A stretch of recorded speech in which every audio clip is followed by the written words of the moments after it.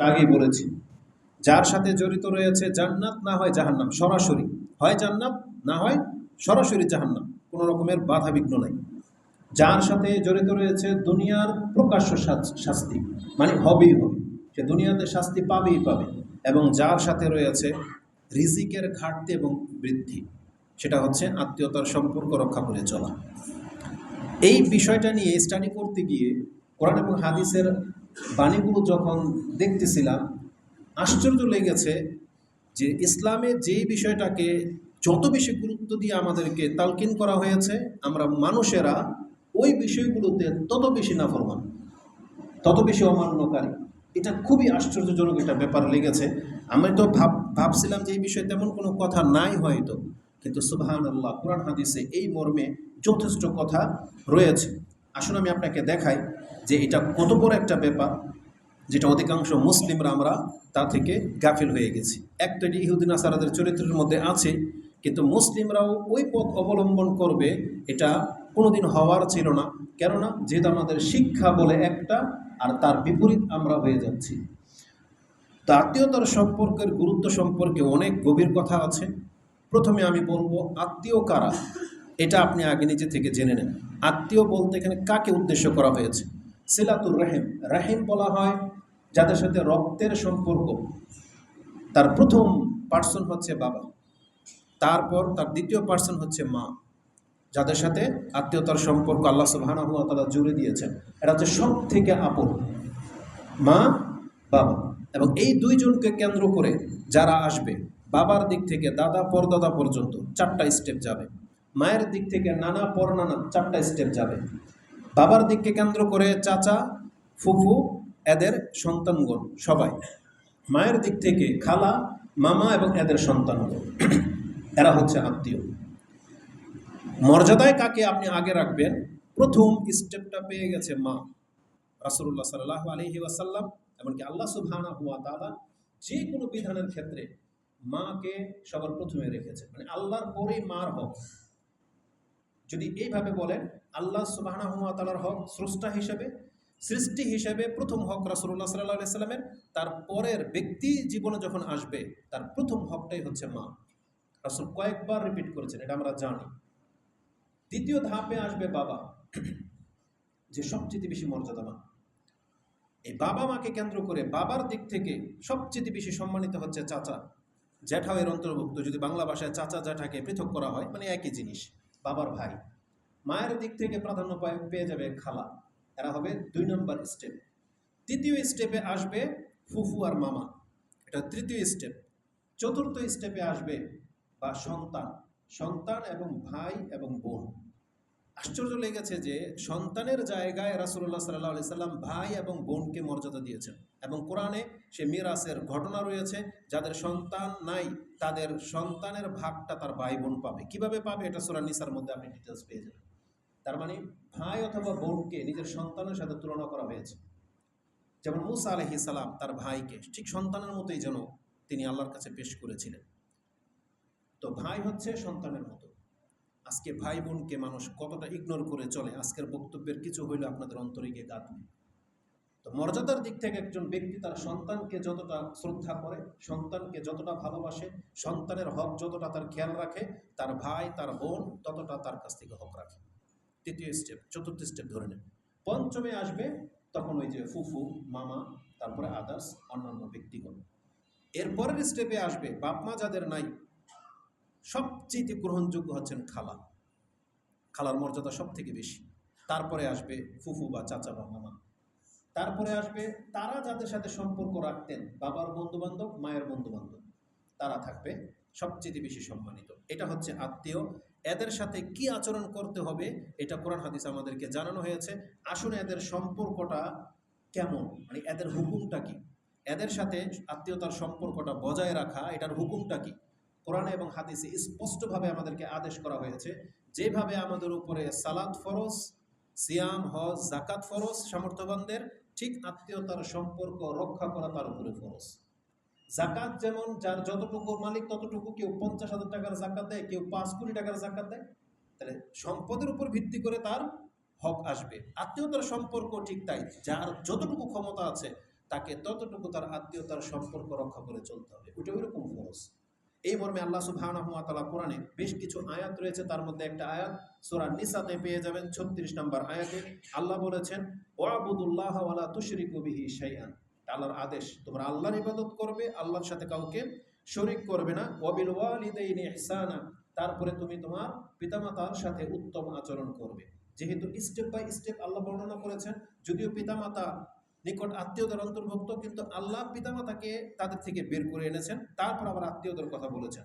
ওয়াবিল ওয়ালিদাইনি ইহসানা ওয়াবিযিল কুরবা, তোমাদের অত্যন্ত নিকট আত্মীয় যারা তাদের সাথে ইহসান করো। ইহসানের পরে আসছে ওয়াবিযিল কুরবা, তারপরে আসছে ওয়াল ইয়াতামা ওয়াল মাসাকিন ওয়াবনাস সাবিল ইলা আখিরিল আয়াত। তারপর অন্যান্য স্টেপগুলোর কথা আল্লাহ সুবহানাহু ওয়া তাআলা উল্লেখ করেছেন, যেটা সূরা নিসা 36 নম্বর আয়াতে পেয়ে যাবেন। তার মানে এখানে আল্লাহ আদেশ করেছেন ওয়াবুদুল্লাহ ওয়ালা তুশরিকু বিহি শাইআন ওয়াবিল ওয়ালিদাইনি ইহসানা ওয়াবিযিল কুরবা, আত্মীয়তার সম্পর্ককে রক্ষা করতে বলা হয়েছে। এই আদেশ শুধু আমাদেরকে করা হয়নি, আমাদের পূর্বের জাতি বনী ইসরাইল যারা হালাক হয়েছে তার একটা কারণ এটাই ছিল, তারা এই আত্মীয়তার সম্পর্ককে ছিন্ন করত, যেটা আপনি সূরা বাকারার 83 নম্বর আয়াতে পেয়ে যাবেন। আমি ওই আয়াতটা এখানে পাঠ করতেছি না, যেটা অনেক কথা বলতে হবে। ইসলামের প্রথম যুগে, ইসলাম যখন নাজিল হয় পৃথিবীতে, আল্লাহ যতগুলো আদেশ করেছেন বেশি না, কয়েকটা হাতে গোনা মৌলিক বিষয়। তার প্রথমটাই হচ্ছে আত্মীয়তার সম্পর্ক রক্ষা করা, প্রথমটাই। তখন যাকাতও ফরজ হয়নি সম্ভবত, তখন হজ সিয়াম কিছুই ফরজ হয়নি। নামাজ হয়তো ফরজ ছিল, কিন্তু আল্লাহ সুবহানাহু ওয়া তাআলা নিয়ম কানুন বলেন নাই কিছুই। 2 রাকাত করে হয়তো রাসূলুল্লাহ সাল্লাল্লাহু আলাইহি ওয়াসাল্লাম পড়তেন। নামাজ শব্দটা পাওয়া যায় এবং তার সাথে এই আত্মীয়তার সম্পর্কের কথা রয়েছে। যাকাত বলতে সেখানে আম দান সাদকার কথা বর্ণিত হয়েছে, এটা প্রথম দিকের কথা। এর দলিল আপনি কিভাবে নেবেন? একটা ঘটনা নিয়ে নেন। ঘটনাটি আমর ইবনু আবাসাতা, আমর ইবনু আবাসাতাল সোলামি, তার লাইফের ঘটনা। তিনি মক্কার বাইরের লোক ছিলেন জাহিলিয়াতের যুগে। তিনি বলতেছেন, আমি খবর পেলাম যে একজন ব্যক্তি নবী দাবি করতেছেন, তিনি নবী। আমি তার কাছে আসলাম, এসে বললাম ফাকুলতু লাহু, আমি তাকে বললাম মা আনতা, আপনি কি? মা আনতা এটা বলেন আমি, আপনি কে? বলছে মা আনতা, আপনি কি আসলে? আপনি যে নবী দাবি করছেন ব্যক্তি, মানে আপনি কি কি চান, এর উদ্দেশ্য কি বলতে চাচ্ছেন, কি কে আপনি? রাসূল বলেছেন আনা নবী, আমি একজন নবী। তিনি প্রশ্ন করেছেন ওমান নবী, এই নবী আবার কি? তখন রাসূল সাল্লাল্লাহু আলাইহি ওয়াসাল্লাম বলেন ফাকালা আরসালানি আল্লাহ, আরসালানি আল্লাহ, আল্লাহ আমাকে প্রেরণ করেছেন মানুষের কাছে সংবাদ দিয়ে। তারপর জবাবে তিনি বলতেছেন ফাকুলতু ওয়া বিআইয়ি শাইইন আরসালাক, কি বিষয় নিয়ে আপনাকে আমাদের কাছে পাঠানো হয়েছে? তিনি জানতে চাচ্ছেন কি ভিত্তিতে আপনি নবী, মানে কি সংবাদ নিয়ে আসছেন? রাসূল সাল্লাল্লাহু আলাইহি ওয়াসাল্লাম বলেন তাআলা, প্রথম জবাব শোনেন, আরসালানি বিসিলাতিল আরহাম, আমি আল্লাহর পক্ষ থেকে আদেশ প্রাপ্ত হয়েছে আমি যেন মানুষকে, আমি এবং নিজে এবং মানুষকে যেন বলি তারা যেন আত্মীয়তার সম্পর্ককে রক্ষা করে চলে। সিলাতিল আরহাম ওয়া কাসরিল আওসান, আমি যেন মূর্তিগুলোকে ভেঙে দেই। ওয়া আইয়ু ওয়াহাদাল্লাহ লা ইউশরিকু বিহি শাইআ, আর আমি আল্লাহর একত্বকে প্রতিষ্ঠিত করি এবং আল্লাহর সাথে যেন কাউকে শরীক না করি। সবচেয়ে গুরুত্বপূর্ণ কথা এটা, আল্লাহর ইবাদত করা, আল্লাহর ওয়াহাদানিয়তকে ঠিক করা এবং তার সাথে কাউকে শরীক করা যাবে না এবং মূর্তি ভাঙা, এগুলো সবচেয়ে বড় বড় কাজ। কিন্তু এই দুইটার আগে রাসূল বলেছেন তার আগে তুমি আত্মীয়তার সম্পর্কটা ঠিক রাখো, মানে আত্মীয়তার সম্পর্কটা ভেঙে দিয়ে তুমি কাজটা করো না। আত্মীয়তার সম্পর্ক জায়গা মতো থাকবে, কিন্তু তারপরে মূর্তি ভাঙতে হবে, তারপরেও আল্লাহর ওয়াহাদানিয়তকে টিকাতে হবে, কিন্তু আত্মীয়তার সম্পর্কটা ছিন্ন করে না, অটুট রেখে।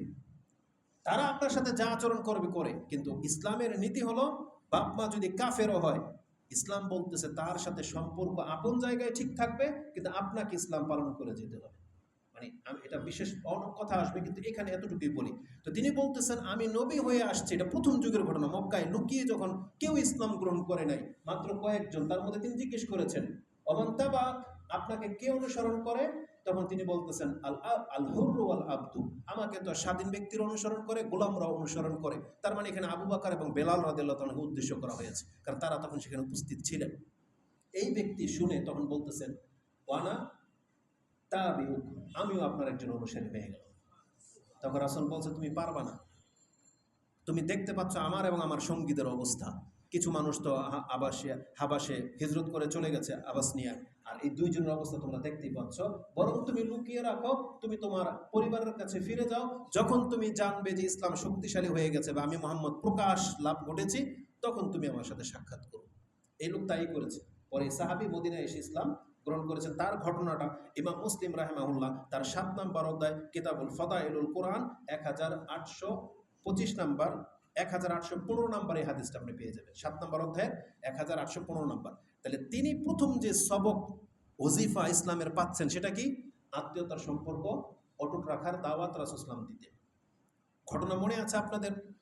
আবু সুফিয়ান যখন কুফফার অবস্থায় ছিলেন, তখন যেই সাহাবীরা আবিসনিয়ায় হেরাকেলের কাছে আশ্রয় নিয়েছিলেন, হিজরত করেছিলেন, তারা প্রতিনিধি হয়ে গিয়েছেন এদেরকে ধরে নিয়ে আসতে।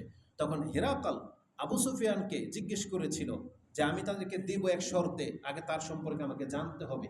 কে এই মুহাম্মদ, কি চায় তিনি, তার সম্পর্কে ডিটেলস জেনেছেন, তার বংশ কি, তার উদ্দেশ্য কি, তার দাওয়াত কি, সব কিছু। এক পর্যায়ে তিনি জিজ্ঞেস করেন, আচ্ছা উনি আপনাদেরকে কি আদেশ করেন? যে লোকটাকে আপনারা পাগল বলতেছেন, যে লোকটাকে আপনি বেদিন বলতেছেন, তার আপনাদেরকে কি বলে সে? যেই কথাগুলো রাসূলুল্লাহ সাল্লাল্লাহু আলাইহি ওয়াসাল্লাম বলতেন, মক্কায় উপদেশ দিতেন, দাওয়াত দিতেন তার আত্মীয়দেরকে, আবু সুফিয়ান বলতেছেন একটা মিথ্যা বলার আমার কোনো সুযোগ ছিল না, কারণ আমি মিথ্যা বললে পাশের লোকেরা আমাকে মিথ্যুক বলবে। তার মানে মক্কার মুশরিকরা শিরিক করতো কিন্তু মিথ্যা বলতো না। কিছু যারা সাহাবী হয়েছেন পরে, তাদের চরিত্রটাই এমন ছিল, তারা কারোর সাথে খেয়ানত করতো না, তারা মিথ্যা বলতো না, এরাই কিন্তু হেদায়েত পায়। আর যারা সবসময় নিজের অন্তরে খারাপিটাকে ধরে রাখে না, এই হেদায়েত পাওয়ার পরও গুমরা হয়ে মরবে। কিন্তু এই জন্য অন্তরটাকে আগে আপনি ঠিক রাখতে হবে, নীতি ঠিক রাখতে হবে। তারপরে পাপ টাপ থাকলেও আল্লাহ সুবহানাহু ওয়া তাআলা হকের উপরেই মৃত্যু দিয়ে থাকেন, কিন্তু অন্তর সোজা থাকতে হবে। তো তিনি বলতেছেন আমার মিথ্যা বলার কোনো সুযোগ ছিল না। তখন আমাকে যখন জিজ্ঞেস করা হলো উনি কি বলে, ইয়ানি রাসূলুল্লাহ সাল্লাল্লাহু আলাইহি ওয়াসাল্লাম, মানে রাসূল সাল্লাল্লাহু আলাইহি ওয়াসাল্লাম কি বলতেন, আদেশ করতেন, আমাকে জিজ্ঞেস করছে। ফাকুলতু লাহু, আমি তাকে বললাম, ইয়াকুল, তিনি তো আমাদেরকে এই কথার আদেশ দেন, উবুদুল্লাহ ওয়া লা তুশরিকু বিহি শাইআন, যে দেখো জাতি তোমরা আল্লাহর ইবাদত করো, আল্লাহর সাথে কাউকে শরীক করো না। ওয়াতরুকু মা ইয়াকুলু আবাআকুম, আর তোমাদের বাপ-দাদারা তোমাদেরকে যেই কথাগুলো বলে এগুলো আগে ছাড়ো। এটা নবুয়তের প্রথম দাওয়াত। এটা আজকে আমাদের মুসলিম জাতিকে এটা মানতে হবে। যদি কোরআন সুন্নাহর পথে আপনি ফিরে আসতে চান, আপনাকে রাসূল সাল্লাল্লাহু আলাইহি ওয়াসাল্লামের এই মূলনীতিতে আসতে হবে। আপনার দেশাচার, আপনার বাপ-দাদার, আপনাদের হুজুররা যে কথাগুলো বলে এটা আগে অন্তর থেকে খালেজ করেন, ছাড়েন আগে। আপনি যেহেতু দেখতেছেন সব ভেজাল, আপনি হক পেতে চান না, তাহলে আগে সবকে ছেড়ে দেন, আমাদেরকে সব ছেড়ে দিন। কোনো হুজুরের কথা আপনি শুনবেন না, কোনো বাপ-দাদার থেকে ফতোয়া নেবেন না। এখন আপনি নিজেকে নিউট্রাল করে নিলেন, এখন আপনি গিয়ার চেঞ্জ করবেন। আপনার রাস্তা যেহেতু পরিবর্তন করবেন, আগে আপনি থামেন, থেমে কোন দিকে যাবেন আপনি যেহেতু খুঁজতেছেন, তাহলে আপনাকে প্রথম থামতে হবে। আপনি চলতে গিয়ে রাস্তা খুঁজে পাবেন না, একটা জায়গায় আপনাকে এসে থামতে হবে, থামে জিজ্ঞেস করতে হবে। তখন রাসূলুল্লাহ সাল্লাল্লাহু আলাইহি ওয়াসাল্লাম এটাই বলেছেন, ওয়াতরুকু মা ইয়াকুলু আবাআকুম, তোমাদের বাপ-দাদারা যে ধর্মের কথা তোমাদেরকে বলে, যে নিয়ম নীতি, এগুলো আগে ছাড়েন। যেমন আমাদের মহিলাদেরকে বলবো, মেয়েদেরকে বলবো, আপনার নানি দাদির যে ওহিগুলো আছে এগুলো আগে বাদ দেন, এগুলো থামান, এগুলো ছাড়েন। বাচ্চা পেটে আসলে, বিয়ে শাদিতে, মহিলাদের যে মিন্সের সময়গুলোতে কি করা যাবে কি করা যাবে না, এই শিক্ষা আপনার নানি দাদির কাছ থেকে নিলে ও আপনাকে ওই ম্যাচের কাঠি ধরিয়ে দিবে, ওই হলুদ ধরিয়ে দিবে, তার কাটা ঢুকিয়ে দিবে। বুঝেন না? আপনাকে নিতে হবে কোত্থেকে? ইসলাম থেকে, কোরআন এবং হাদিস থেকে নিতে হবে। আর যদি ওই যে কেরালা, আফ্রিকার জঙ্গলের এদের কাছ থেকে নেন, এরা বিয়ের সময় দেখেছি এরকম লম্বা শলাকা এখান দিয়ে ঢুকায়, এখান দিয়ে বের করে দিয়ে দেবে, মানে আপনাকে বিন্দাই দিল আর কি। বুঝছেন? আলহামদুলিল্লাহ বলেন, আমাদের ইসলামের মধ্যে এরকম নোংরামি নেই, আলহামদুলিল্লাহ। এই দৃশ্য যখন আমি দেখেছি না, এটা সহ্য করার মতো না আসলে। মানুষ যখন শয়তানের পূজারী হয়, ওদেরকে দিয়ে শয়তান যা খুশি তা করিয়ে নেয়, এখান দিয়ে এরকম বড় বড় ছিদ্র করে নেয়, মুখ করে নেয়, কেটে নেয়, ফেরে নেয়। ইসলাম আলহামদুলিল্লাহ মুসলিমদেরকে একদম উত্তম পরিবেশ দিয়েছে। নিজেকে নিজে আঘাত করতে আল্লাহ নিষেধ করেছে, নিজেকে নিজে। এটা হচ্ছে আমাদের ইসলাম ধর্ম। আর বাতিল ধর্মগুলো দেখেন। তাহলে আপনি যদি হক পেতে চান, আপনার সমাজ জাতি কি বলে সবকে প্রত্যাখ্যান করতে হবে। তারপর আপনি কোরআন হাদিসের মধ্যে হাত দেন, ইনশাআল্লাহ সঠিক লাইন পেয়ে যাবেন। আল্লাহ আমাদেরকে বোঝার তৌফিক দিন। এটা রাসূলের প্রথম যুগের দাওয়াত। তারপর তিনি বলতেন, ওয়ায়ামুরুনা, তিনি আমাদেরকে আদেশ করতেন, বিসসালাতি ওয়াজ যাকাতি ওয়াস সিদকি ওয়াল আফাফি ওয়াল ওয়াসিলাহ। তিনি তো আমাদেরকে আদেশ করেন, তোমরা নামাজ পড়ো, যাকাত দাও, নিজেকে স্বয়ং সম্পূর্ণ ভাবো, অন্যের কাছে ভিক্ষাবৃত্তি করো না, মানে উত্তম চরিত্রের ঘটো। আফাফ মানে আফাফ হচ্ছে এই সমস্ত নোংরামি ছাড়ো, এবং ও বিসিলা, এবং তোমরা সম্পর্ক রক্ষা করে চলো। এটা যদি একজন ব্যক্তির দাওয়াত হয়, এটা কি করে পাগলের কথা হইতে পারে? তখন হিরাক্ল খ্রিস্টান কিন্তু বুঝে নিয়েছেন এটা কোনো পাগলের প্রলাপ হতে পারে না, এটা কোনো নবী ছাড়া এটা কোনো পাগলের প্রলাপ হতে পারে না। এত উত্তম উপদেশগুলো ইসলাম আমাদেরকে দিয়েছেন। এই হাদিস আপনি বুখারীতে পেয়ে যাবেন 2 জায়গায়। বুখারীতে একবার ওহির সূচনাতে 7 নম্বর হাদিসে পেয়ে যাবেন এই বাক্যগুলো, এবং আরেকটু ছোট করে পড়তে চাইলে আপনি কিতাবুল বিররি ওয়াস সিলা 78 নম্বরে চলে যান, সেখানে আপনি 5980 নম্বরে রয়েছে। এটা হচ্ছে ইসলামের প্রথম দাওয়াত। যতগুলো বাক্য রাসূল বলতেন তার মধ্যে একটা জোরালো থাকতো, আত্মীয়তার সম্পর্ক রক্ষা করে চলতে হবে। আশ্চর্যের বিষয় হলো জানেন, যেই বিষয়গুলো ইসলামের একবার প্রথম থেকে আল্লাহ আদেশ করেছেন না, মুসলিমদের সাথে সেই বিষয়গুলোই মিসিং। মুসলিমরা প্রথম ওই বিষয়গুলোকে ছুঁড়ে ফেলে দিয়েছে। মনে পড়ে প্রথম আদেশ কি ছিল ইসলামের? ইকরা, পড়ো, তাই না? আল্লাহ প্রথম বলেন তুমি পড়ো, এটা তো ইসলামের প্রথম আদেশ। কয়জন হাত তুলতে পারবেন কোরআন পড়তে পারেন? আমাদের মুসলিম জাতি কয়জন বলতে পারবে যে আমরা কোরআন পড়তে পারি? কয়জন মহিলা বলতে পারবে এটা আমি কোরআন পড়তে পারি? আর যারা পড়তে পারেন, কয়জন ব্যক্তি বলতে পারবেন আপনি নিয়মিত কোরআন পড়েন? তাহলে ইসলামের প্রথম আদেশকে আমরা লঙ্ঘন করেছি। ইসলামের দ্বিতীয় স্টেপে আদেশ কি ছিল জানেন? তোমার পোশাককে পবিত্র রাখো। ওয়াসিয়াবাকা ফাতাহহির, তুমি তোমার পবিত্রতাটাকে বজায় রাখো, পাপ থেকে বাঁচো, এবং বাহ্যিক প্রকাশ পোশাকটাকে তুমি পবিত্র রাখো। এটা ইসলামের প্রথম আদেশ। কিন্তু আমাদের স্কুল কলেজের ছেলেদেরকে যে রাস্তার মধ্যে জিজ্ঞেস করে না নামাজ পড়েন চলেন, ও প্রথম জবাব দেয় আমার প্যান্ট না পাক, আমার প্যান্ট খারাপ, অথচ এটা হচ্ছে ইসলামের প্রথম আদেশ। তো এইভাবে লক্ষ্য করে দেখলাম ইসলামের যে জিনিসটাকে যত বেশি গুরুত্ব দেওয়া হয়েছে, এই মুসলিম জাতি এই জিনিসগুলোকে সবচেয়ে বেশি প্রত্যাখ্যান করেছে। যেমন এর মধ্যে সবচেয়ে বেশি গুরুত্বপূর্ণ হচ্ছে সালাত, 5 ওয়াক্ত সালাত। কে না শুনেছেন এটা? 5 ওয়াক্ত নামাজ না পড়লে সে মুসলমান থাকে না, এই কথাটা কে না শুনেছেন? বাকি কে আছেন? তারপরে যদি নামাজ না পড়েন তাহলে আপনি হচ্ছেন ওই চরিত্রের যে ইসলামের সবচেয়ে গুরুত্বপূর্ণ বিষয়গুলো আপনার মতন ব্যক্তি এটাকে ইগনোর করে চলতেছেন। অথচ আপনি জানেন না আপনি কিসের কারণে বেঁচে আছেন, মরলে কি হবে, আপনার কোনো তথ্য বা আপনি কোনো আপনার উত্তর দিতে পারবেন না যে আপনার কি হবে আপনার সাথে। তো আল্লাহ সুবহানাহু ওয়া তাআলা আমাদেরকে বলেছেন আত্মীয়তার সম্পর্ক রক্ষা করতে। আপনি 100 জনের মধ্যে 5 জনও পাবেন না যারা আত্মীয়তার সম্পর্ককে রক্ষা করে চলে। আর যারা বলবে যে 5 জনের মধ্যে আপনি একজন, আপনি খোঁজ নিয়ে দেখেন আপনি যে আত্মীয়তার সম্পর্ক রক্ষা করেন এটা হয় পয়সার ভিত্তিতে, সৌন্দর্যতার ভিত্তিতে, আর না হয় কোনো ক্ষমতার ভিত্তিতে। যখনই আমরা ওই যে খালা ফুফুর কথা বলবো না, অনেকেই বলবে আমরা তো আমাদের খালাদের সাথে সম্পর্ক ভালো। কোন খালাদের সাথে জানেন?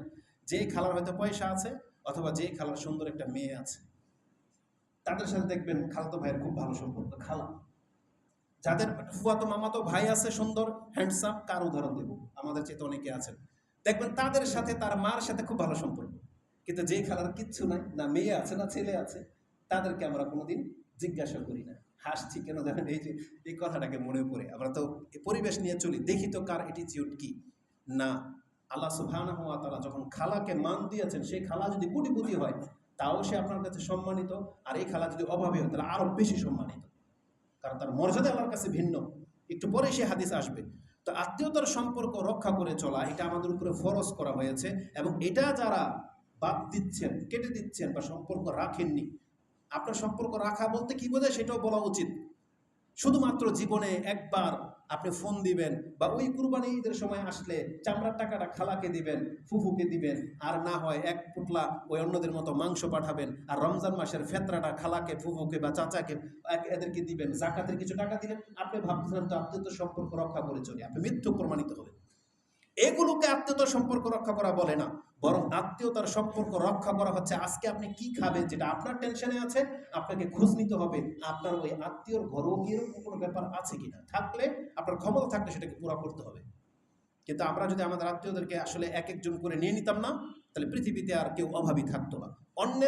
অন্যের কাছ থেকে ভিক্ষা করে আত্মীয়রা খেতে হতো না, বরং আপনার টাকা দিয়ে আপনার একজন খালা চলতো, আরেক ভাইয়ের টাকা দিয়ে একজন ফুফু চলতো, তাহলে কিন্তু এই সমাজটা অভাবমুক্ত হয়ে যেত, অন্যকে ধার ধারতে হতো না। কিন্তু আমরা পয়সাওয়ালারাই আমাদের আত্মীয়দেরকে ছেড়ে দিয়েছি।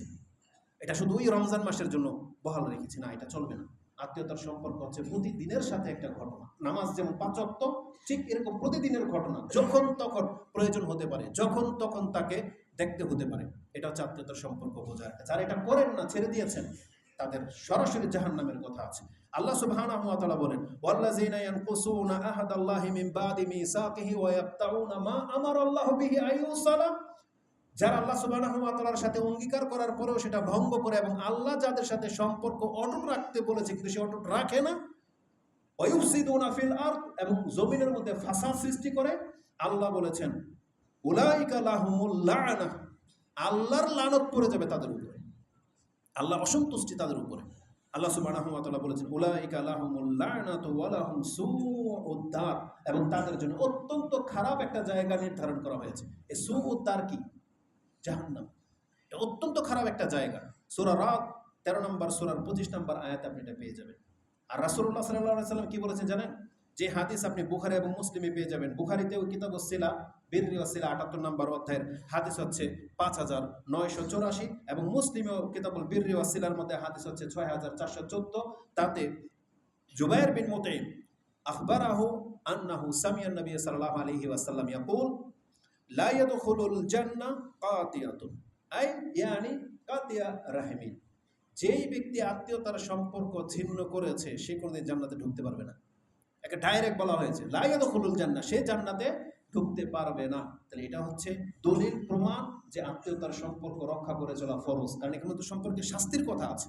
আর শাস্তিটা কি একটু পরে বাকি কথাগুলো পরিণতির মধ্যে আসবে, আমি আমার পয়েন্টগুলো আপনার সাথে তুলে ধরি। আত্মীয়তার সম্পর্ক রক্ষা করে চলা আপনার জন্য সহজ হবে কয়েকটা পয়েন্ট মনে রাখলে। তার মধ্যে প্রথম পয়েন্ট হলো এই যে কর্মটা আপনি করবেন এর জন্য আপনার টাকা খরচ হবে, আপনার অনেক কিছু অপ্রীতিকর হলেও করতে হবে, তারা অসন্তুষ্ট হলেও আপনাকে করতে হবে, এবং তাদেরকে আপনি পছন্দ না করলেও আপনাকে করতে হবে, যেটু কষ্ট আছে। এই কষ্টের মর্যাদাটা যে কি এইটা আপনাকে জানতে হবে, মানে এতে আপনারও ফায়দা। যেমন কিছু আছে আপনার দামি জিনিস পায়খানাতে পড়ে গেছে, এখন আপনি যদি না উঠান আপনার লস, যদি ঘৃণা লাগতেছে উঠালে কি আপনার লাভ, এটা আপনি বাধ্য।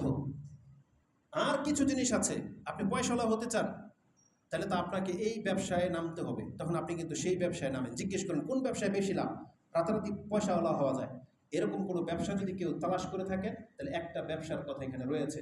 রাসূল বলেছেন যেই ব্যক্তি আত্মীয়তার সম্পর্ক রক্ষা করে চলে সে মালামাল হয়ে যাবে দুনিয়াতেই, তার পাপ মাফ হয়ে যাবে, একটু পরেই সেটা আসবে। তো এটা এমন একটা ব্যাপার, এই জিনিসটা যদি মাথায় রাখেন যে এই সম্পর্কটা রক্ষা করে চলার ফজিলতটা কি, এটা মাথায় থাকলে আপনার কাজটা করা সহজ হবে। দ্বিতীয়ত হচ্ছে যাদের কথা বলা হচ্ছে তাদের মান মর্যাদা কি এটা আপনাকে জানতে হবে। ওই ব্যক্তির চেহারা বলে যান, আপনি শুধু সম্পর্কটার কথা ভাবেন, এটা কে, এটা আমার মা, এটা কে, এটা আমার বাবা, পছন্দ হয় না, আপনাকে কোনো টেক কেয়ার করে নাই, ওকে, সে আপনার প্রজলন করেছে, ওকে, ভুলে যান ওগুলো, চেহারাটা ভুলে যান, এটা আমার বাবা, শব্দটা শুধু মনে রাখেন, এটা বাবা। বাবার মর্যাদা কি জানেন? রাসূল বলেছেন বাবার সন্তুষ্টির সাথে আল্লাহর সন্তুষ্টি নিয়োজিত রয়েছে। মা জান্নাতের দরজা, জান্নাতি বলা হয়েছে মাকে। তাহলে মা আর বাবা এই দুইটা হচ্ছে জান্নাতের দুইটা দরজা, যারা ভেঙে দিয়েছেন আপনি অন্য দরজা খোঁজেন, এই দরজা বন্ধ হয়ে গেছে।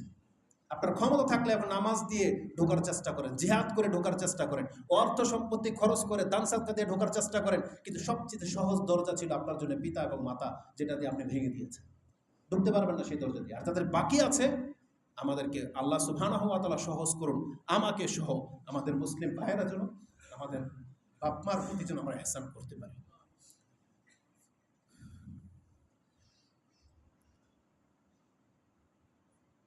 আল্লাহ না করুক কোনো মুসলিমের সাথে এটা হয়।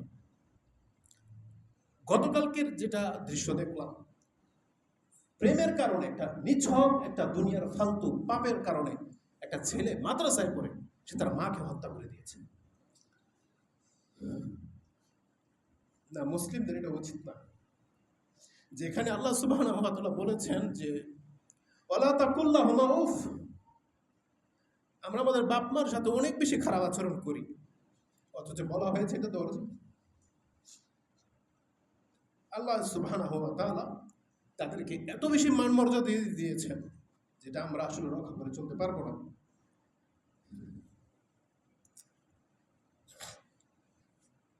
আল্লাহ সুবহানাহু ওয়া তাআলা আমাদেরকে বলেছেন যে আত্মীয়তার সম্পর্ক রক্ষা করে চলতে হবে, তাদের মান মর্যাদা অনেক। যতগুলো ব্যক্তির হক আছে আপনি কোরআন হাদিস পড়ে দেখবেন যে প্রথম হকটা নিকট আত্মীয়দেরকে দেওয়া হয়েছে, সেটা আপনার যে কোনো দান সাদকা হোক, জাকাত বলেন, দান সাদকা বলেন, একটা ভালো বিহেভ করবেন, কারোর সাথে হাসি মুখে কথা বলবেন, এটা প্রথম প্রাপ্য আপনার বাপ মা থেকে শুরু করে নিকট আত্মীয়রা। আপনি স্যাক্রিফাইস করবেন, কাউকে ক্ষমা করবেন, তাহলে এটার প্রথম হকদার হচ্ছে তারা। আল্লাহ সুবহানাহু ওয়া তাআলা গনিমতের মালের ক্ষেত্রে, ফাইয়ের মালের ক্ষেত্রে তিনি এটা উল্লেখ করেছেন। আল্লাহ বলেছেন, ওয়ালামু আন্নামা গানিমতুম মিন শাইইন ফাআন্না লিল্লাহি খুমুসাহু ওয়া লিরাসূলিহি ওয়া লিযিল কুরবা। যে মালগুলো গনিমত হিসেবে তোমরা পাবে, এগুলো 5 ভাগ করবে, তার একটা ভাগকে রেখে দিতে হবে আল্লাহ এবং তার রাসূল এবং রাসূলের আত্মীয় স্বজনের জন্য। প্রথমে আত্মীয় স্বজনের কথা এখানে নিয়ে আসা হয়েছে। ফাইয়ের মাল, এই আয়াতটা পাবেন আপনি সূরা আনফাল 8 নম্বর সূরার 41 নম্বর আয়াতে, এবং ফাইয়ের মাল সম্পর্কে আপনি পেয়ে যাবেন সূরা হাশরের 7 নম্বর আয়াতে। এটাতে আপনার মালের কথা আছে, যেখানে আল্লাহ সুবহানাহু ওয়া তাআলা বলেছেন আত্মীয়তার হক বেশি। আল্লাহ সুবহানাহু ওয়া তাআলা ঠিক তেমনি যে কোনো হকের কথা কোরআনে উল্লেখ করেছেন, তার মধ্যে প্রথম এনেছেন আত্মীয়তার হক। যেমন সূরা বনী ইসরাঈল 17 নম্বর সূরার 26 নম্বর আয়াতে আপনি পেয়ে যাবেন ওয়াতিজাল কুরবা হাক্কাহু ওয়াল মিসকিন। মিসকিন, ইয়েতিম, ফকির সবগুলো পরে রাখা হয়েছে। আগেই বলেছেন হক হিসাবে আপনার প্রথম হক হচ্ছে আত্মীয়তা। ওয়াতিজাল কুরবা, তোমাদেরকে খরচ করতে বলা হয়েছে, যে জাল কুরবা যারা অত্যন্ত নিকট আত্মীয় তাদের উপরে আমাদের খরচ করা ফরজ। যেমন আমরা শুধু কয়েকজনের উপরে খরচ করি, কে? শুধু সন্তান, স্ত্রী, তাই না? কিন্তু প্রথম হক হচ্ছে বাবা, ভাই বোন, তারপরে বিয়ে করলে স্ত্রী, সন্তান, এদের উপর আমরা খরচ করি। কিন্তু বাকিদেরও কিন্তু এর অংশ আছে, কিন্তু আমরা এটা ভুলে যাই, আমরা এটাকে ফরজ মনে করি না। না, এটা আমাদের উপরে ফরজ, যার যতটুকু সামর্থ্য আছে, তার কেউ নাই, তো এটা আমাদের উপরে ফরজ। এই আয়াতটি সূরা বনী ইসরাঈল 26 নম্বরে আপনি পেয়ে যাবেন। তাদের সম্মান কতটা দেওয়া হয়েছে একটু আগে বলেছি, বাপ মার সম্মান সবাই জানেন। আমি এখান থেকে ব্যতিক্রমী 3টা শুধু হাদিস আপনার কাছে পেশ করব, তাহলে বুঝতে পারবেন বাপ মার সাথে অন্যদের কি মান মর্যাদা রয়েছে, আর এটা রক্ষা করার প্রতি আমাদেরকে কতটা উৎসাহিত করা হয়েছে এবং এর মধ্যে আমাদের কত কল্যাণ রয়েছে। তার একটা হলো আল্লাহ সুবহানাহু ওয়া তাআলা বলেছেন মা সবচেয়ে বেশি প্রাধান্য পাওয়ার যোগ্য। এখন যার মা নাই, খালা, ওই যে বলেছি অভাবী একটা খালা আমারও আছে, আল্লাহ যেন আমাকেও হেদায়েত করে, তাদের জন্য আমি সহনশীল হতে পারি। প্রত্যেকের কে আছেন এমন অনেক বড় পাপ করে ফেলেছেন? কে আছেন এমন অনেক বড় পাপ করে ফেলেছেন, মাপ পাওয়ার কোনো রাস্তা হয়তো দেখতেছেন না? এমন একজন ব্যক্তি রাসূলুল্লাহ সাল্লাল্লাহু আলাইহি ওয়াসাল্লামের কাছে এসে বলতেছেন, আন্না রাজুলান ফাকালা ইয়া রাসূলুল্লাহ আযনাবতু যামবান কাবীরান। তিরমিজিতে আছে আসাবতু যামবান আযীমান, আমি তো একটা মহা পাপের মধ্যে ফেসে গেছি। আর এই বর্ণনায় আসছে আযনাবতু, আমি পাপ করে ফেলেছি, যামবান কাবীরান, অনেক বড় একটা পাপ করে ফেলেছি, ফাহাল লি তাওবাতুন, ইয়া রাসূলুল্লাহ আমার জন্য কি তওবার কোনো মাধ্যম ব্যবস্থা আছে? আমি তওবা করতে চাই, এই পাপ কি মাফ হবে? রাসূলুল্লাহ তাকে প্রথম জিজ্ঞেস করেন, ফাকালা লাহু রাসূল সাল্লাল্লাহু আলাইহি সাল্লাম আলাইকা ওয়ালিদান, তোমার পিতামাতা আছে? আরেক জায়গায় আছে আলাইকা উম্মুন, তোমার কি মা আছে? জিজ্ঞেস করেছেন। কালা, সে বলেছে না, আমার মা নেই।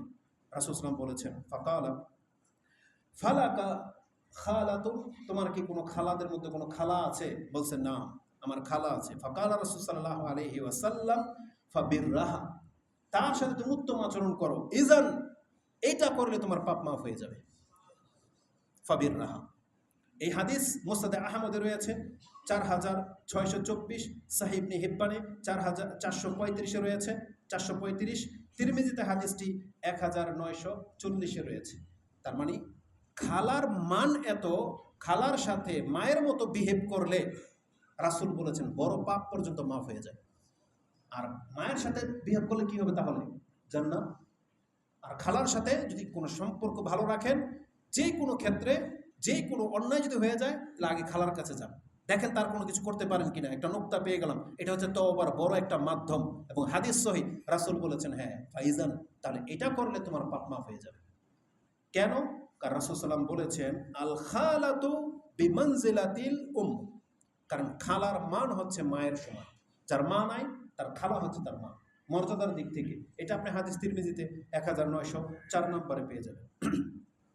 রাসূলুল্লাহ সাল্লাল্লাহু আলাইহি সাল্লাম বলেছেন বাবা মার মর্যাদা। বাবার মর্যাদাটা কি? আমি বাবার কথা বলবো না, বাবার মর্যাদা বোঝাতে গিয়ে আমি আরেকটা হাদিস আপনাকে পেশ করি, তাহলে ওটাও আপনি ঠিক রাখবেন। সেটা কি জানেন? যার বাবা মরে গেছে, বাবা যার সাথে সম্পর্ক ভালো রাখতো, বাবার আত্মীয়, বাবার বন্ধু বান্ধব, আপনি যদি জেনে থাকেন আমার বাবা ওনাকে খুব শ্রদ্ধা করে, সম্মান করে, ওনাকে রেসপেক্ট করে, বা ওনাকে বাসায় আসলে আদর যত্ন করে, আপনার বাবা মরে গেছে, ওই লোকটা কিন্তু আপনার বাসায় কোনোদিন আসবে না।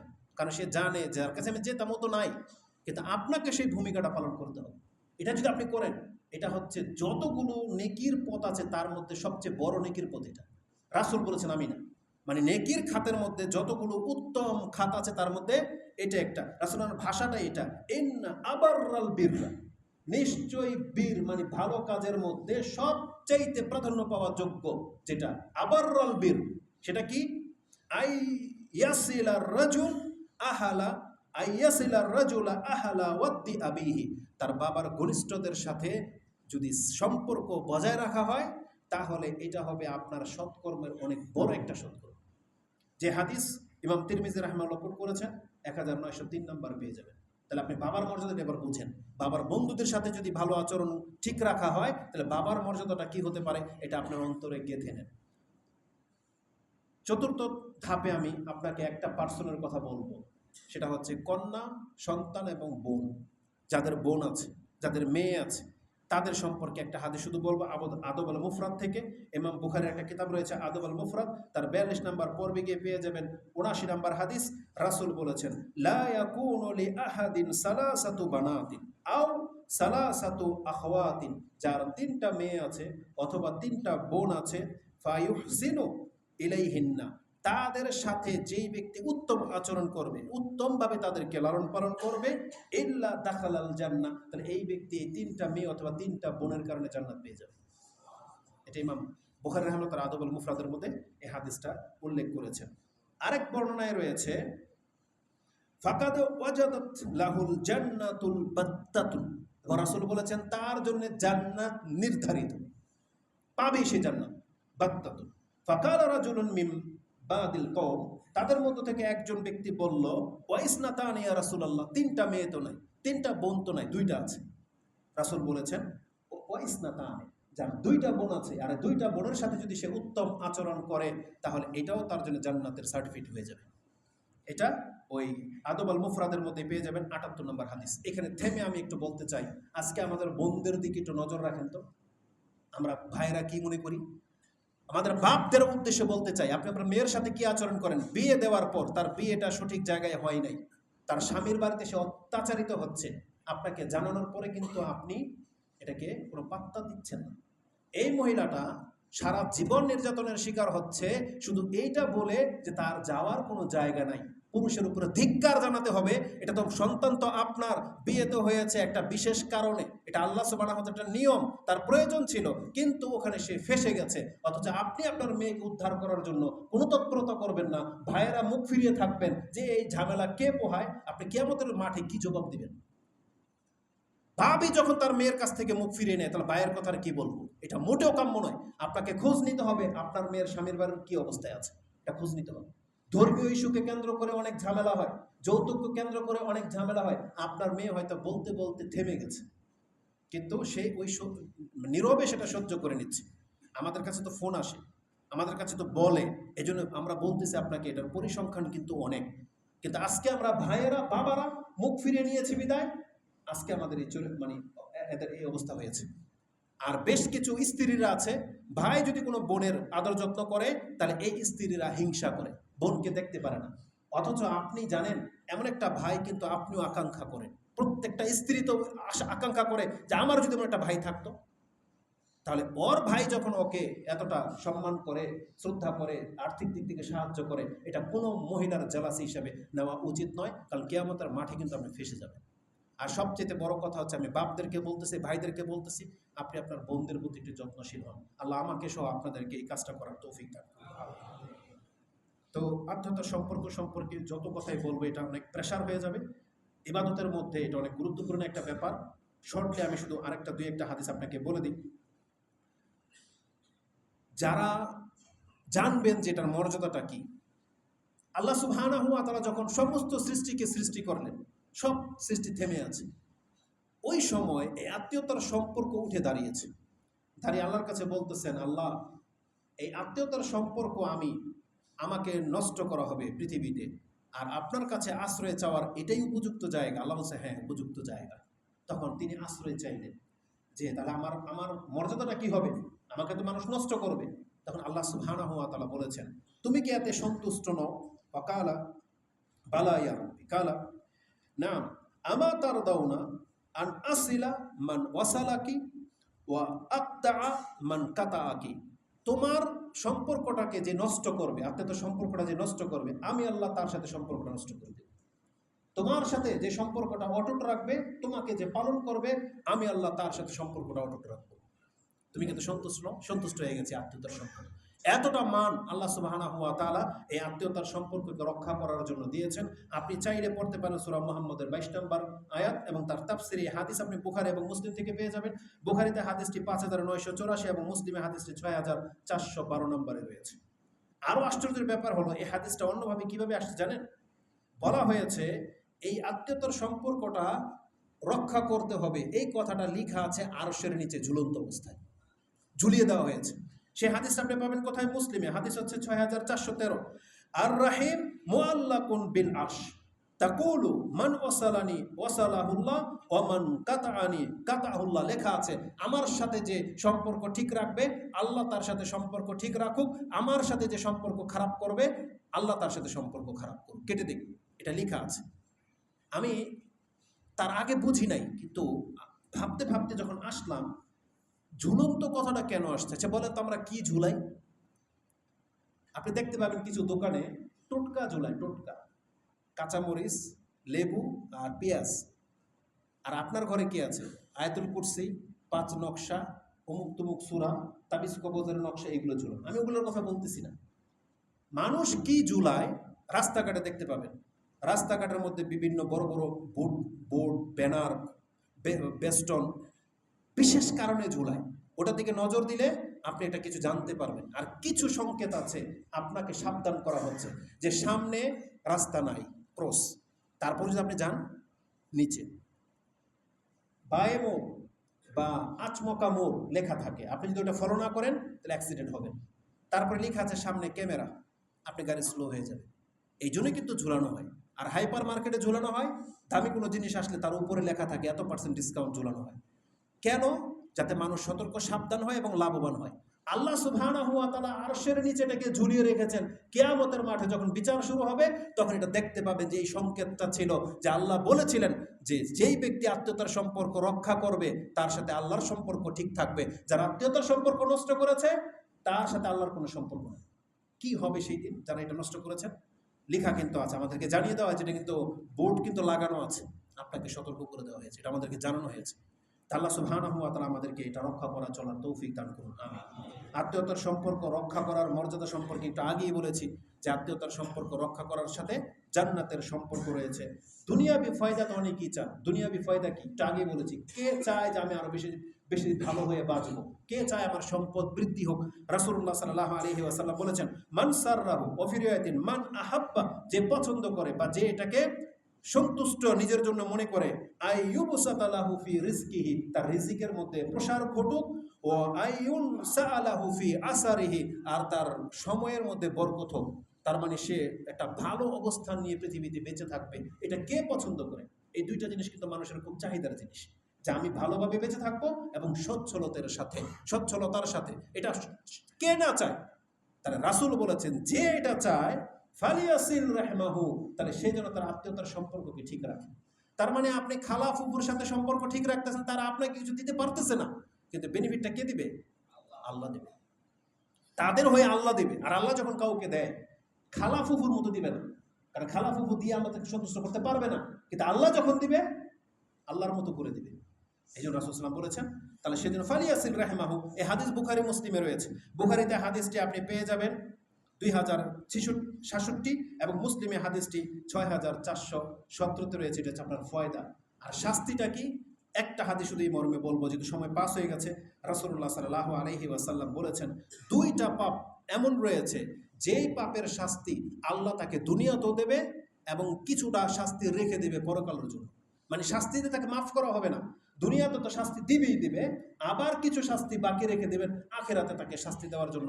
2টা পাপ এমন আছে, তার মধ্যে একটা হচ্ছে আল বাগী, যেই ব্যক্তি বিরুদ্ধাচারণ করেছে শাসকের, কোনো আমিরের, ইসলামের কোনো আইনের, হতে পারে এর মধ্যে স্ত্রীরাও সামিল হয়ে যেতে পারে যারা তাদের স্বামীদের বিরুদ্ধাচারণ করে, হতে পারে তার মধ্যে কোনো গোলাম পড়ে যেতে পারে যে তার মালিকের বিরুদ্ধাচারণ করে।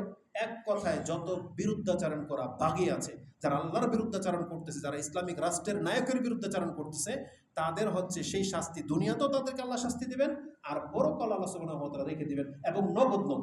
আল্লাহ এটাকে বিলম্ব করে না। এই ভাষাগুলো আছে, লা জাম্বানে মুআজ্জিবানে, জাম্বানে মুআজ্জিলানে লা ইউআখিরানে।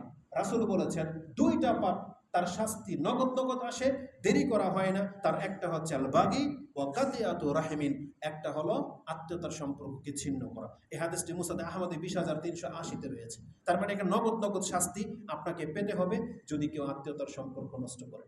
অতএব আল্লাহ সুবহানাহু ওয়া তাআলার কাছে আমাদেরকে তওবা করে ফিরে আসতে হবে। বিগত দিনে আমাদের যে সামর্থ্য ছিল না, আমরা ভুলে গিয়েছিলাম, ধোঁকায় ছিলাম, জানতাম না, আমরা অনেক অত্যাচার অন্যায় করে ফেলেছি। আল্লাহ তুমি আমাদেরকে মাফ করো। যাদের সাথে যাদের চাচার দ্বন্দ্ব আছে আধা হাত জায়গা নিয়ে, সামান্য কিছু নিয়ে, আপনি দ্বন্দ্ব ছেড়ে দেন, ক্ষমা করেন, আপনাকে আল্লাহ সুবহানাহু ওয়া তাআলা ক্ষমা করে দিবেন। অন্তত সম্পর্কটাকে ঠিক রাখার চেষ্টা করেন। আকুলি কাউলি হাযা আস্তাগফিরুল্লাহ লি ওয়া লাকুম ওয়া লিসাইরিল মুসলিমিন ফাস্তাগফিরু ইন্নাহু হুয়াল গফুরুর রাহিম।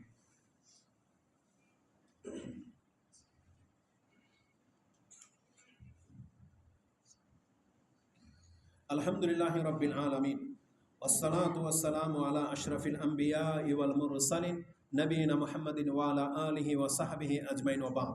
এই বিষয়ের শাখা প্রশাখার অনেক কথা ছিল যেটা আজকে খুতবায় বলা হবে না, ইনশাআল্লাহ নেক্সট টাইম এর আদব বা নিয়মগুলো আমি আপনাদেরকে বলব। তো একটা নোটিশ হচ্ছে, মহিলারা মসজিদের ভিতর ক্রয় বিক্রয় করে। আমাদের মহিলারা যারা আসে তাদের কয়েকটা রিপোর্ট আমাদের কাছে আসছে। প্রথম রিপোর্ট, তারা মসজিদের মধ্যে এসেও উদাসীন। তারা এখানে খাবার নিয়ে আসে বাসা থেকে, একে অপরকে শেয়ার করে, কথা বলে। সবচেয়ে বড় অপরাধ তাদের এটাই, কথা বলা। তাদের এই কথা বলা কবরও ছাড়া মনের বন্ধ হবে না। প্রথম কথা হচ্ছে এটা মসজিদ, এখানে আপনি আসেন ইবাদতের জন্য। যাদের কথা ফুরায় না তারা আপনি একটু দেরি করে আসবেন, যাতে করে খুতবাটা অন্তত শুনতে পারেন, নাহলে আপনার পেঁচালে পুরুষদের ডিস্টার্ব হয়। এজন্য আমি মহিলাদেরকে আন্তরিকভাবে রিকোয়েস্ট করব, আপনাদের কথা বন্ধ করবেন। এবং আমি কিছু ইয়ং মেয়েদের সম্পর্কে শুনলাম, তারা নাকি নামাজও ঠিকমতো পড়ে না, তারা পেছনে বসে কথা বলে। এটা মোটেও কাম্য নয়। এটা শুধুমাত্র এই ধরনের মসজিদগুলোতেই দেখতে পাই। বিশেষ করে ফরাজি কান্দাও দেখেছি, মহিলারা, যুবতী মহিলারা এই মসজিদের মধ্যে গল্প করে, মিটিং করে। ছেলেরা এক কোনায় এরকম গুল হয়ে বসে দেখেছি আমি খুতবা চলা অবস্থায়। মেয়েরও ওটা ঠিক তাই। কেন এই আদব কোরআন সুন্নাহওয়ালাদেরকে শিক্ষা দেওয়া হচ্ছে না, বা তারা কেন এই শিক্ষা নিচ্ছে না? এটা মোটেও গ্রহণযোগ্য নয়। আর বিশেষ করে খুতবা চলা অবস্থায় আপনি পাশের জনকে চুপ করো এই কথাটা বলার অধিকার রাখেন না, তাহলে সেখানে সাংসারিক অমুক কেমন তমুক কেমন, এই পেঁচাল পাড়ার জায়গা মসজিদ না? এটা পেঁচাল পাড়ার জায়গা। দ্বিতীয়ত হচ্ছে, আমরা জানতে পারলাম যে মসজিদের ভিতরে কেউ হিজাব বা বই, আপনি যদি কোরআনও বিক্রি করেন আপনার জন্য জায়েজ নেই। কারণ মসজিদ কি বেচা কেনার জায়গা? রাসূল বলেছেন, যেই ব্যক্তি মসজিদে কোনো কিছু হারিয়ে যায়, খুঁজলে বলবা, দোয়া করবা, আল্লাহ ও যেন এটা না পায় জীবনে। যদি কেউ বিক্রি করে, তোমরা বলবা আল্লাহ ওর ব্যবসায় যেন কোনোদিন বরকত না হয়। মসজিদ বেচা কেনার জায়গা না, এটা হচ্ছে আল্লাহর জিকির করার জায়গা, আল্লাহর ইবাদত করার জায়গা, আল্লাহর মানকে উঁচু করার জায়গা। এটা ব্যবসার জায়গা না।